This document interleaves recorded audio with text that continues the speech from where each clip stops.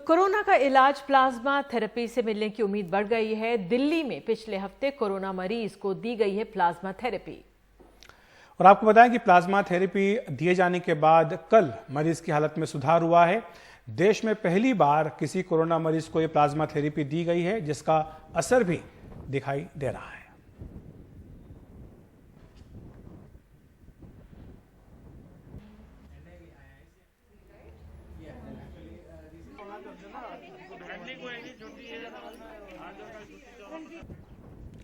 और दिल्ली के साकेत में मैक्स अस्पताल में इस कोरोना मरीज का इलाज कर रहे group medical director doctor Sandeep Budhiraja से बात की हमारे सहयोगी शरद शर्मा ने। कोरोना के इलाज के लिए एक नया रास्ता खुलता दिख रहा है, क्योंकि मैक्स अस्पताल ने, दिल्ली का जो बड़ा प्राइवेट अस्पताल मैक्स है, उसमें जिस मरीज पर प्लाज्मा थेरेपी की गई थी उसकी हालत में सुधार आया है। और एक बड़ा सुधार ये है कि उसे वेंटिलेटर से हटा दिया गया है। मेरे साथ मैक्स हॉस्पिटल के ग्रुप मेडिकल डायरेक्टर हैं संदीप बुद्धाराजा। सर, बहुत बहुत स्वागत है आपका। थोड़ी सी अच्छी खबर है, थोड़ा सा विस्तार से बताइए कि किस तरह का सुधार है, जिससे लोगों को पता चल सके कि कितना डेवलपमेंट है इस थेरेपी को करने के बाद। देखिए, इस पेशेंट को कंपैशनेट ग्राउंड पे क्योंकि किसी और ट्रीटमेंट का ज़्यादा रिस्पांस आ नहीं रहा था, पेशेंट वेंटिलेटर पे थे, तो इनको फैमिली रिक्वेस्ट पे कंपैशनेट ग्राउंड्स पे प्लाज्मा हमने दिया था लास्ट वीक 14 तारीख को। उसके 2-3 दिनों के बाद पेशेंट में सुधार दिखना शुरू हुआ। पैरामीटर्स ब्लड के काफ़ी बेटर हुए, वेंटिलेटर रिक्वायरमेंट कम होती गई, ब्लड प्रेशर वगैरह में सुधार आ गया, पेशेंट कॉन्शियस थे पूरी तरह। तो इम्प्रूवमेंट करके फिर जैसे वीनिंग प्रोसेस उनका वेंटिलेशन से शुरू किया, तो सैटरडे को 18 तारीख को उनको वेंटिलेटर से निकाल दिया। अच्छा। और उसके बाद एक आध दिन के लिए उनको नॉन इन्वेजिव वेंटिलेटर्स को बाईपैप बोलते हैं, उस पर रखा था। अच्छा। और उसके बाद फिर वो थोड़ा सा रिक्वायरमेंट ऑक्सीजन का, तो कंटिन्यूसली सुधार होता रहा उनकी कंडीशन में। अच्छा। तो कल उनको फिर हमने आईसीयू से शिफ्ट करके रूम में शिफ्ट कर दिया है। अच्छा। अब पेशेंट कोई उनकी लाइंस वगैरह नहीं है, कोई वेंटिलेटर, कोई नॉन इन्वेजिव वेंटिलेटर कुछ भी नहीं है। अच्छा। और पूरी तरह बात कर रहे हैं, खाना पीना भी उनका शुरू हो गया है। अच्छा। और रिहेबिलिटेशन की तरफ हैं, तो उम्मीद है अगर रिकवरी वैसी चलती रही तो कुछ दिनों में डिस्चार्ज हो जाएंगे। अच्छा, कितने दिन में मान के चलें, थोड़ा आइडिया तो लग जाता है, मतलब वैसे तो हेल्थ है, रिकवर होते होते होगी, पर फिर भी एक डॉक्टर के तौर पे आप अंदाजा लगा सकें कितने दिन में अब डिस्चार्ज होने की स्थिति कब तक आ जाएगी? देखिए, अब सिंगल रूम में है वो, काफ़ी चीज़ें अपने आप खुद कर पा रहे हैं, तो मुझे उम्मीद है 3-4 दिन में अगर ऐसी प्रोग्रेस चलती रही तो डिस्चार्ज लायक हो जाएंगे। ठीक है सर, आगे इस थेरेपी का फ्यूचर क्या देख रहे हैं, क्योंकि दिल्ली सरकार के स्तर पर भी अब एक ट्रायल किया जाना है और आपने उससे पहले ही कर लिया, और 2 में से एक तो रिकवर नहीं हो पाए थे, इनके फादर ही थे। तो आगे इस थेरेपी का फ्यूचर इंडिया में क्या देख रहे हैं कोरोना के लिए?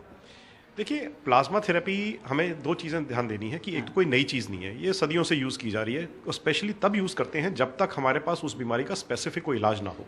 अब जब कोरोना के लिए कोई स्पेसिफिक एंटीवायरल या वैक्सीन आ जाएगा, तब कोई प्लाज्मा थेरेपी का बहुत ज़्यादा रोल नहीं रहेगा। ठीक है, अभी के लिए हमारे पास कुछ स्पेसिफिक कोरोना वायरस के लिए ट्रीटमेंट है नहीं, तो इसलिए इस स्टेज पे प्लाज्मा थेरेपी का एक बहुत अहमियत है, रोल है।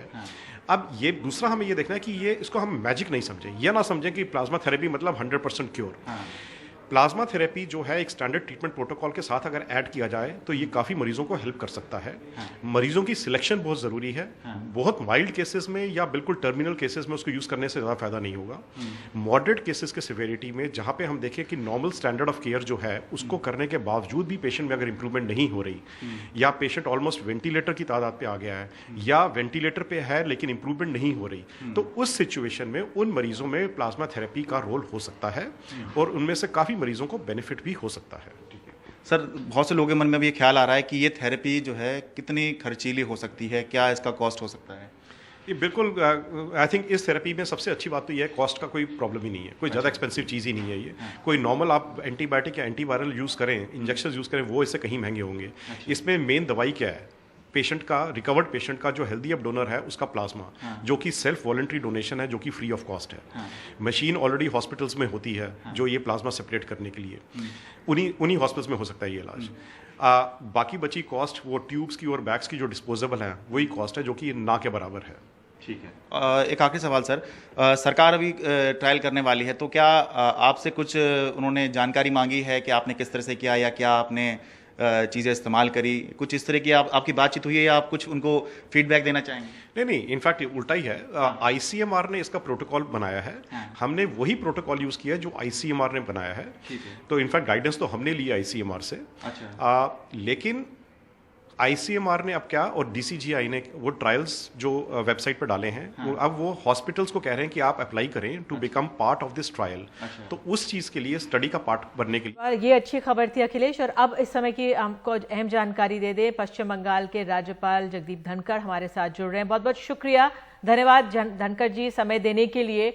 आज जिस तरह से खबर आई कि केंद्र और राज्य सरकार के बीच ठन गई है, आप क्या कहेंगे? देखिए, शुरू से मैंने कहा है कोविड-19 की लड़ाई सभी को मिलकर लड़नी पड़ेगी। इसमें स्टैंड अलोन अप्रोच बिल्कुल नहीं चल सकता है।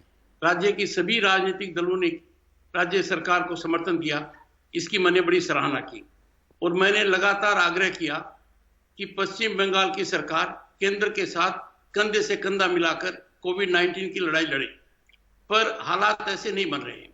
जब प्रधानमंत्री जी ने 22 मार्च को पूरे देश को आह्वान किया कि 5 बजे उनके लिए क्लैप कीजिए जो हमारे लिए खुलकर आगे आए हैं, हमारे हेल्थ वॉरियर्स हैं, एसेंशियल सर्विसेज में लगे हुए हैं। ममता बनर्जी, उनके मंत्री, उनके विधायक, उनके सांसद, उनके पार्टी के लोग इसमें पार्टिसिपेट नहीं किया। मन बड़ा दुखी हुआ। देश के सामने एक संकट है, पूरी दुनिया के सामने महामारी है, हम एक बहुत बड़ी चुनौती फेस कर रहे हैं। इस कसौटी को पार करने के लिए हर किसी को पूरा समर्पण देना पड़ेगा जी। 5 अप्रैल को भी यही हालात रहे। पहली बार क्या हुआ, 9 मिनट 9 बजे दिए जलाने थे, वो गायब थे। ऐसा नहीं होना चाहिए। नहीं, ये तो एक अलग मुद्दा हुआ, लेकिन जो सेंटर टीम भेजी गई है राज्यपाल साहब वहां पर, ये आज गृह मंत्रालय की ओर से कहा गया है कि उनको सहयोग राज्य सरकार नहीं कर रही है। तो इस पर आपकी क्या भूमिका है? आप इस पर आगे क्या करेंगे? क्या राज्य सरकार को सलाह देंगे कि वो सहयोग करे? देखिए, संघीय ढांचे में ये अति आवश्यक है कि हर राज्य केंद्र सरकार के निर्देशों की पालना करे। डिजास्टर मैनेजमेंट एक्ट के अंदर स्पष्ट दिया हुआ है। 31 मार्च को सुप्रीम कोर्ट ने स्पष्ट निर्देश दिया है, राज्य सरकारों को दिया है, संगठनों को दिया है, व्यक्तियों को दिया है कि इस घड़ी के दौरान केंद्र सरकार के सभी निर्देशों की पालना करें।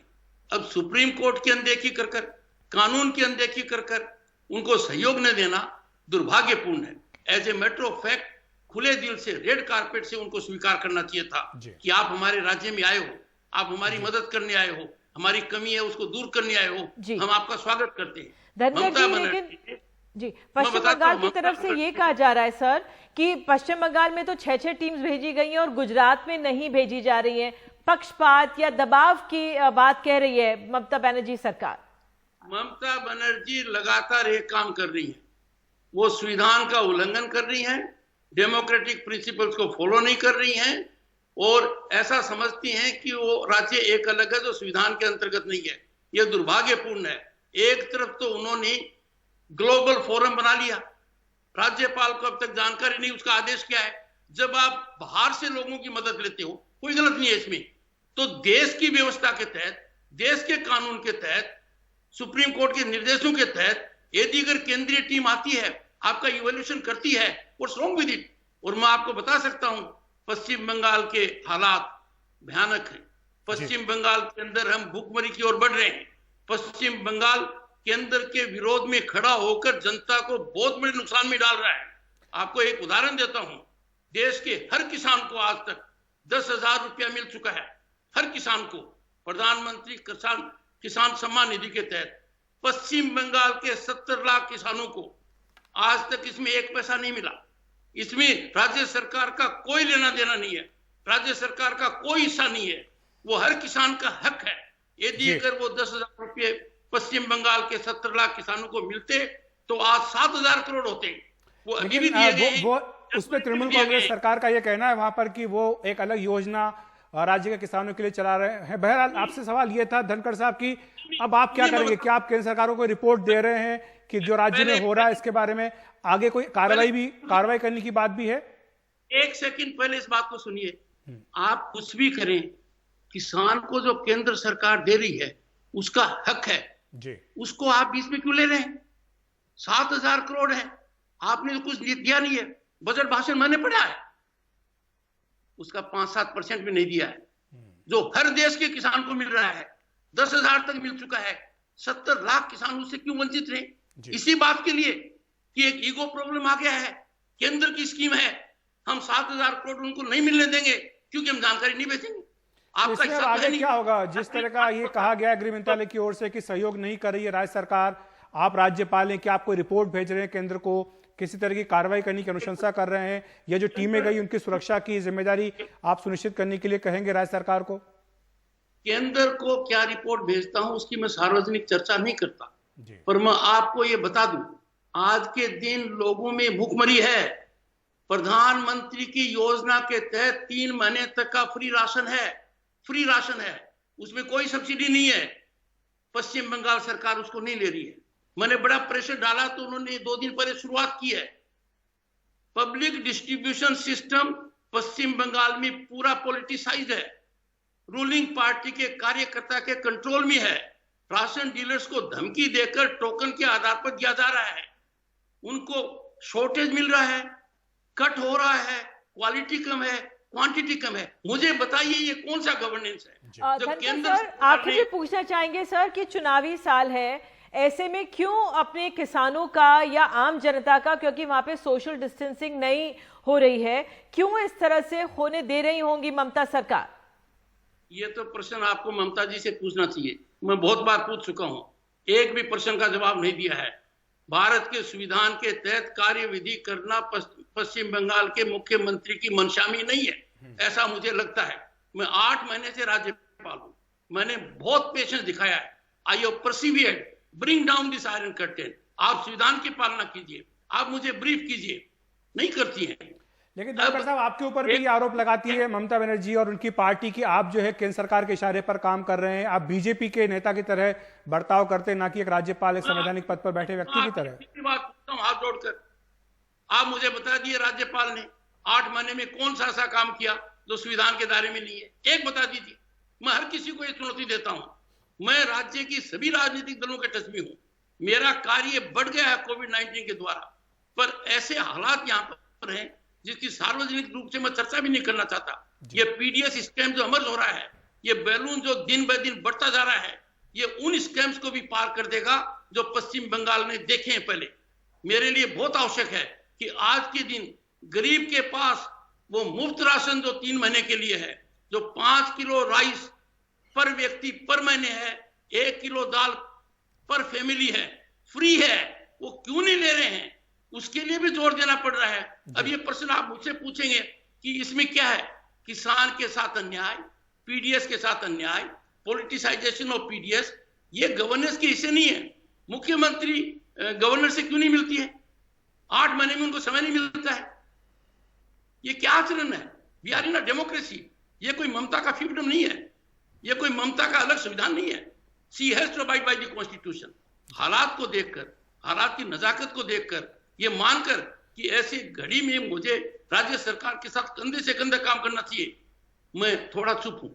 But I am sure this can not be countenance. कैसे बर्दाश्त किया जा सकता है कि संविधान की अवहेलना? अब मुख्यमंत्री को कोई चिट्ठी लिखो, मुख्य सचिव को लिखो, उनका जवाब नहीं आता है। आप देखिए राज्य के 4 सांसदों को उनके घर से नहीं निकलने दिया।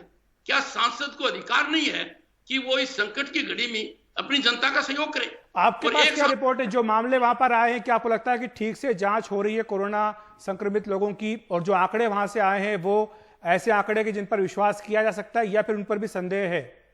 पूरी दुनिया में ये बात फैल गई है कि पश्चिम बंगाल के सरकार के आंकड़े क्रेडिबल नहीं है। ये जानकारी सभी को है।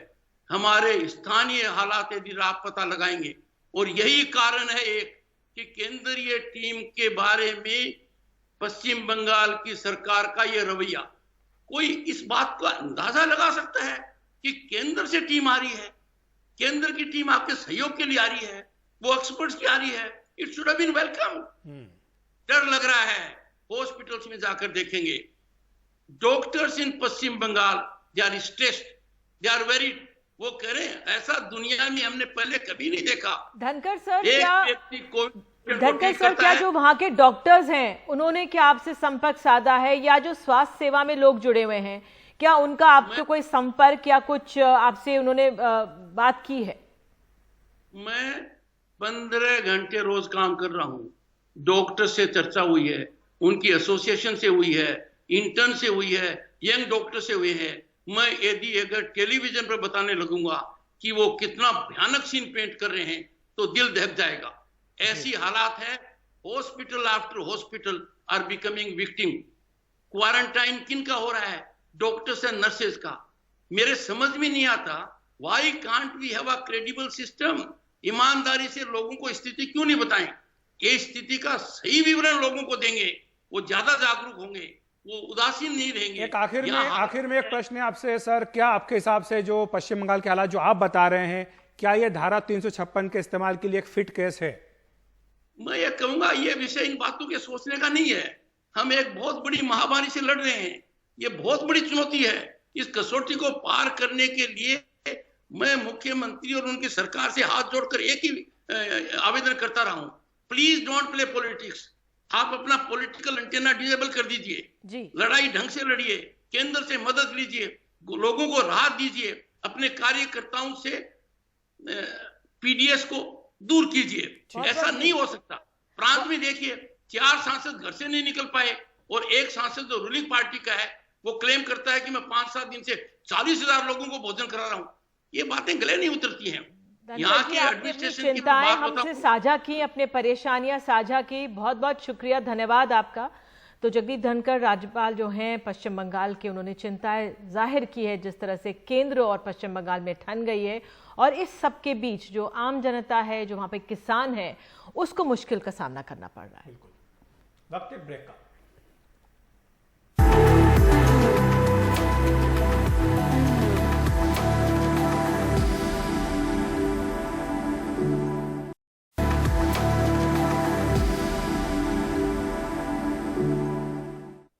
मध्य प्रदेश में शिवराज मंत्रिमंडल का आज विस्तार हो गया। राज्यपाल ने 5 नए मंत्रियों को पद और गोपनीयता की शपथ दिलाई।